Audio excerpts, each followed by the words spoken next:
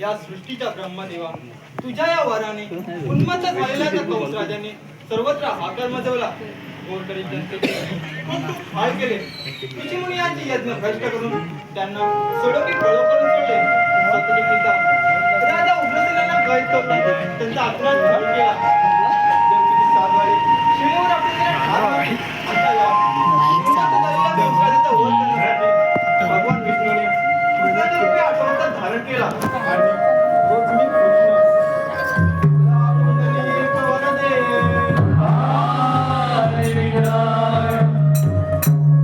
मथुरेमध्ये कंस राजा गर्वाने वागत आहे याचे कारण गोकुळातील गवळणी दैवत घेऊन मथुरेच्या बाजारी जातात.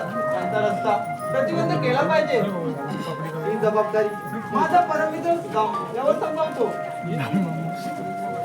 सुदामा, अरे सुदामा, सुदामा, अरे सुदामा. देवाच्या चरणी प्रणाम.